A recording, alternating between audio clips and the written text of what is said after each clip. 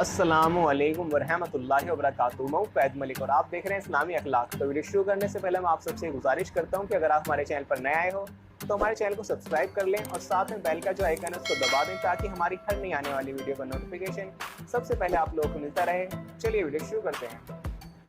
آج عورتیں غیر محرم مردوں کے لیے بڑی سجتی سورتی اور فیشن اختیار کرتی ہیں۔ کیا کبھی اپنے اس کریم آقا کے بارے میں سوچا ہے جس نے تمہیں پیدا کیا اور یہ سب چیزیں عطا کی ہیں، جسے تم استعمال کر کے مردوں کا دل لبھاتی ہو اور ان کی خواہشات نفسانی کی تکمیل کا ذریعہ بنتی ہو؟ کبھی سوچا ہے کہ 10-20 منٹ اس رب کے لیے بھی نکال لیں، اس کی عبادت کر لیں، اس کے سامنے روئیں، گڑ گڑائیں اور اپنے گناہوں کی معافی طلب کریں، اس کے احکامات کی پابندی کریں، پیارے نبی صلی اللہ علیہ وسلم کی لائی ہوئی شریعت کی پاسداری کریں، اپنا کوئی جوڑا کسی غریب کو دے دیں، میک اپ کے سامان کے پیسوں سے کسی غریب کی مدد کر دیں؟ کبھی تمہاری سمجھداری میں یہ بات اتری ہے؟ ہرگز نہیں۔ بس ہماری عورتوں کو فیشن پرستی کا شعور ہے۔ تمہارے ذہنوں میں یہ بات بٹھا دی گئی ہے کہ اس دنیا کے اندر سب کچھ یہیں کپڑے، جوتے، سینڈل، میک اپ کا سامان اور فیشن پرستی ہے۔ انہی کے ذریعے ہم ترقی کر سکتے ہیں، انہی کے ذریعے ہم اچھے مرد کو اپنا شکار بنا سکتے ہیں۔ آخرت سے تمہارا کوئی لینا دینا نہیں ہے، نہ تمہیں یہ معلوم ہے کہ ہمیں کس طرح کا لباس پہننا چاہیے، کس طرح بناؤ سنگار کرنا چاہیے اور کس کے لیے کرنا چاہیے۔ تمہارے اندر حرص زیادہ پائی جاتی ہے۔ فلاں کو دیکھا کہ وہ اس طرح کا لباس پہن رہی ہے تو مجھے بھی یہی پہننا ہے۔ ماں باپ سے کہتی ہیں کہ مجھے بھی فلاں بے حیا اور بے شرم عورت کا لباس دلوایا جائے، مجھے بھی اس بے غیرت اور جانیہ کے کپڑے دلوائے جائیں، مجھے بھی ان کپڑوں کو پہن کر بے حیا اور بے شرم عورت کا کردار ادا کرنا ہے۔ اور بیچارے وہ ماں باپ، وہ والدین بھی اپنی اولاد کی باتوں پر عمل کرنے سے بالکل بھی ہچکچاہٹ کا شکار نہیں ہوتے، پورے شوق کے ساتھ حیا اور شرم کا جنازہ نکال دیتے ہیں۔ ٹی وی ڈرامے دیکھ لیں تو ایک غدار ایک ڈرامے میں خدا کی تلاش میں دنیا بھلائے بیٹھا ہے تو دوسری جانب اپنی سالی سے عشق فرما رہا ہے۔ ریپ کے قصے اس قدر عام ہو گئے ہیں کہ لگتا ہے ہمارے یہاں کوئی بچہ یا عورت محفوظ نہیں۔ شادی کے بعد دو محبوب رکھنا اب تو عام ہو چکا ہے۔ اکثر عورتیں اور مرد بھی اس غلط میل جول کو برا نہیں سمجھتے۔ نشہ تو اس قدر عام ہو چکا ہے کہ کسی بھی شہر میں کچھ دیر کی محنت کے بعد دستیاب ہو جاتا ہے۔ بند کمروں میں شراب نوشی اور عیشویں کی محفل حد سے زیادہ بڑھ چکی ہے۔ سوال یہ ہے کہ ان سب کا انجام کیا ہے؟ اور یہ سب اسلام کے نام پر بنائے گئے ملک میں کیوں شروع ہوا ہے؟ میں اس بات کو بھی اہم سمجھتا ہوں کہ دین اسلام میں عورتوں کے لباس اور مردوں کی نگاہ نیچے رکھنے کی تلقین کے علاوہ بہت سی باتیں بنائی گئی ہیں، جیسے ناپ تول میں کمی نہ کرنا، ملاوٹ نہ کرنا، جھوٹ مت بولنا، کسی پر بہتان نہ لگانا، درگزر سے کام لینا، یہ سب چیزیں۔ اسی لیے اگر ہم زور صرف عورت کے لباس پر رکھیں گے تو منافقت کا زوال نہیں ہو سکے گا، ہمیں باقی چیزیں بھی چھوڑنی ہوں گی۔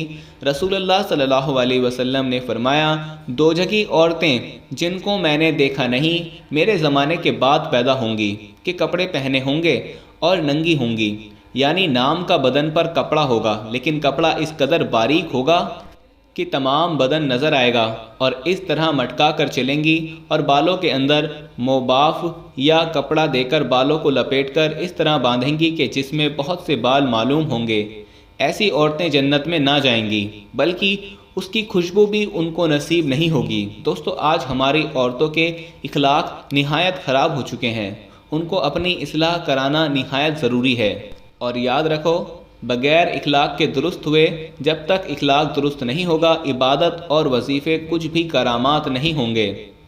حدیث میں ہے کہ جناب رسول اللہ صلی اللہ علیہ وسلم سے عرض کیا گیا، یا رسول اللہ، فلانی عورت بہت عبادت کرتی ہے، راتوں کو جاگتی ہے لیکن اپنی ہمسایوں پڑوسیوں کو ستاتی ہے، تو آپ نے فرمایا ہی یا فی النار، کہ جب تک علم دین دنیا سے اٹھ جائے گا اور جہالت پھیل جائے گی، شراب کثرت سے پی جانے لگے گی اور زنا پھیل جائے گا، مرد کم ہو جائیں گے اور عورتوں کی کثرت ہوگی، حالت یہاں تک پہنچ جائے گی کہ 50 عورتوں پر ایک ہی خبر لینے والا مرد رہ جائے گا۔ رسول پاک صلی اللہ علیہ وسلم بیٹھے ہوئے تھے تو جب صحابہ اکرام کے سامنے یہ آیت مبارک تلاوت فرمائی، جس کا مفہوم ہے کہ اہل ایمان اپنے آپ کو اور اپنے اہل و عیال کو جہنم کی آگ سے بچاؤ، تو صحابہ اکرام نے عرض کیا یا رسول اللہ، ہم اپنے آپ کو تو جہنم کی آگ سے بچا سکتے ہیں، لیکن اپنے اہل و عیال کو جہنم سے کیسے بچا سکتے ہیں؟ آپ نے فرمایا تم انہیں ایسے کام کرنے کا حکم دیتے رہو جن سے اللہ راضی ہوتا ہے، اور ان کاموں سے روکتے رہو جن سے اللہ ناراض ہوتا ہے۔ تو دوستو، آج ہمیں اپنے معاشرے میں اصلاح کرنے کی ضرورت ہے، خاص کر اپنے گھر میں بیٹھی ہوئی خواتین کی، کہ جن کو نبی پاک کی سنت کے بارے میں بتائیں، اللہ پاک کے احکامات کے بارے میں بتائیں۔ ہم کوشش تو کر سکتے ہیں، اور انشاءاللہ اللہ پاک کے فضل و کرم کے ساتھ ہماری کوشش ضرور کامیابی کی طرف جائے گی۔ تو آج میں جس وظیفے کے بارے میں آپ کو بتانے جا رہا ہوں، باتیں کچھ زیادہ ہو گئیں، لیکن آج کے اس بہت ہی نازک دور سے گزرتے ہوئے یہ کچھ باتیں کرنا بہت ضروری تھیں۔ اگر آپ کا ٹائم ویسٹ ہوا ہے تو اس کے لیے میں معافی چاہتا ہوں۔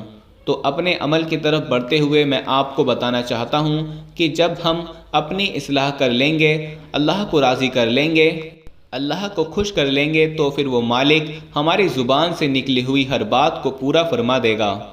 تو جس عمل کے بارے میں آج آپ کو بتانے جا رہا ہوں، وہ عمل کیا ہے کہ آپ لوگوں نے باوضو ہو کر کمرے میں بیٹھ کر جو عمل بتا رہا ہوں وہ پڑھ لینا ہے۔ انشاءاللہ اس عمل میں اتنی طاقت ہے، اتنی پاور ہے کہ ایسا آپ کو معجزہ دیکھنے کو ملے گا کہ غیبی ہاتھوں سے آپ کے پاس رزق آ جائے گا۔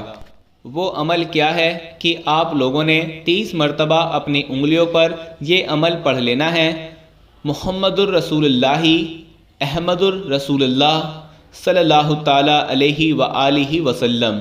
دوستو، یہ عمل آپ کو غیب سے رزق عطا فرما دے گا۔ یقین کریں، اس عمل کو پڑھتے ہی آپ کے پاس غیبی ہاتھوں سے رزق کی بارش ہو جائے گی، اور جب آپ اس عمل کو پڑھنا شروع کریں گے تو آپ کو ایسا محسوس ہونے لگے گا کہ اللہ پاک نے آپ کی رزق کی پریشانی کو ختم کر دیا اور آپ کو رزق عطا فرما دیا، اور انشاءاللہ آپ کو اللہ پاک اس عمل کی برکت سے اتنا رزق عطا فرما دے گا کہ ایسا معجزہ کبھی آپ نے پہلے نہیں دیکھا ہوگا۔ میں اللہ پاک سے دعا کرتا ہوں اللہ پاک ہم سب کی مشکلات کو آسان فرمائے، ہم سب کو نبی پاک کی سنت پر عمل کرنے کی توفیق عطا فرمائے۔ اللہ حافظ۔